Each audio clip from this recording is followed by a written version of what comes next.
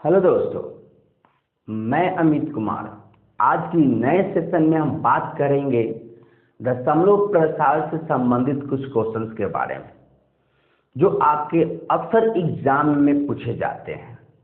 ठीक है, और इसमें ऐसे क्वेश्चंस के बारे में हम बताएंगे जो आपको देखते हुए डायरेक्ट उसका आंसर कैसे निकाला जाए आप सीख जाओगे।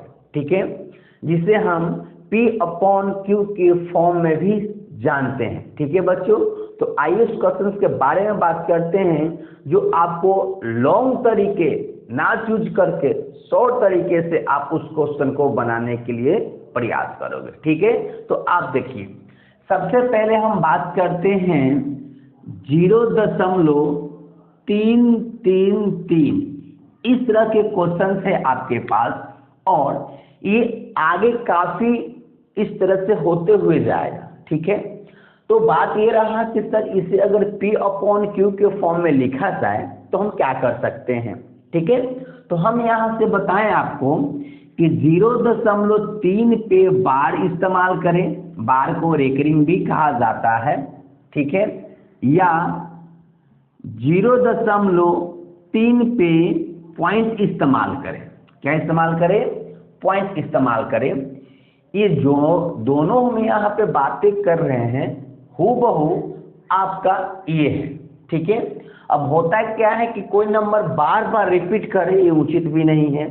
ठीक है, तो उसे शॉर्ट फॉर्म में या इस तरह से आप उसे लिखोगे तो ये क्लियर होगा कि भैया इसके आगे और भी अदर नंबर है जो सेम नंबर है और रिपीट हो रहा है। ठीक है, तो अब ये रहा कि इसे हमें P/Q के फॉर्म में लिखना है। तो क्या करेंगे, सबसे पहले 0 और 3 जो है वो लिखेंगे और इसमें देखेंगे हम किस पे जो बार नहीं है या पॉइंट नहीं है। ठीक है, तो यहाँ देखा जाए तो 0 पे बार नहीं है, 0 के हम माइनस कर लेते हैं। ठीक है, उसके बाद दशमलव के बाद कितना अंक है, तो दशमलव के बाद 1 अंक है तो हम यहाँ पे 10 के पावर 1 देंगे। ठीक है, उसके बाद दशमलव के बाद ऐसा कितना नंबर है जिस पे बार इस्तेमाल नहीं है।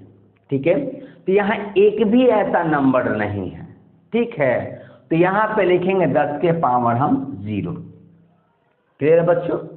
अब 0 3 के मतलब 3 में से अगर 0 को घटाएंगे तो 3 होगा और 10 के पावर 1 कहने का मतलब है 10 और 10 के पावर 0 आपको जानकारी हो कि 10 के पावर 0 के मतलब होता है 1।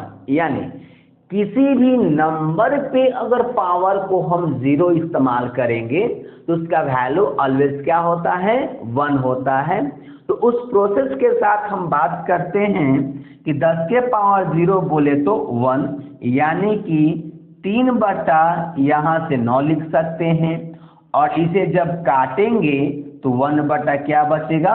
3 बचेगा। ठीक है, इसी क्वेश्चंस को, इसी नंबर को हल करके जो यहाँ दिया गया है ये इस्तेमाल किया गया है। क्लियर है? जो ये चीज है, जब इसी को आप हल करोगे यानी कि डिवाइड के फॉर्म में ले जाओगे तो यहाँ पे 3 जो बार बार रिपीट करेगा। क्लियर है?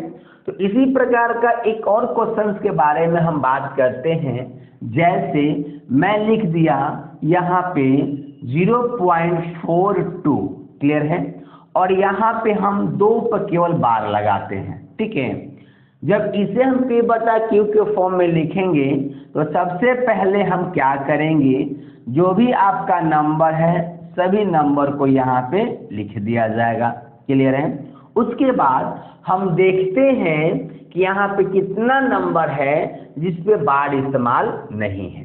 तो 4 है तो यहाँ 4 हम माइनस को घटा देंगे, है ना।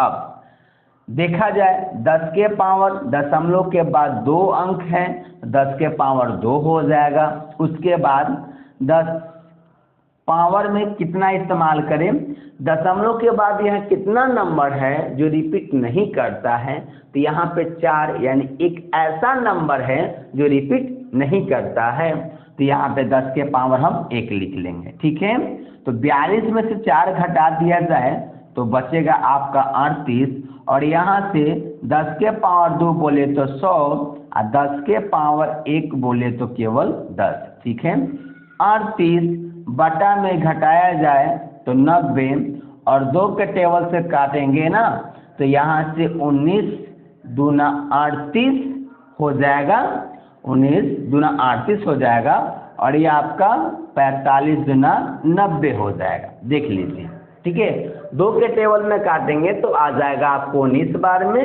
और 2 के टेबल काटेंगे तो आपका आ जाएगा 45। ठीक है, अब ये कटेगा नहीं, यानी कि इस चीज को यहाँ पे जो आपको नजर आ रहा है वो प्रोसेस के साथ काम करता है। ठीक है बच्चों, तो ये रहा आपका किसी भी दशमलव वाले नंबर को जो रिपीट करता है उसे P/Q के फॉर्म में लिखे। ठीक है।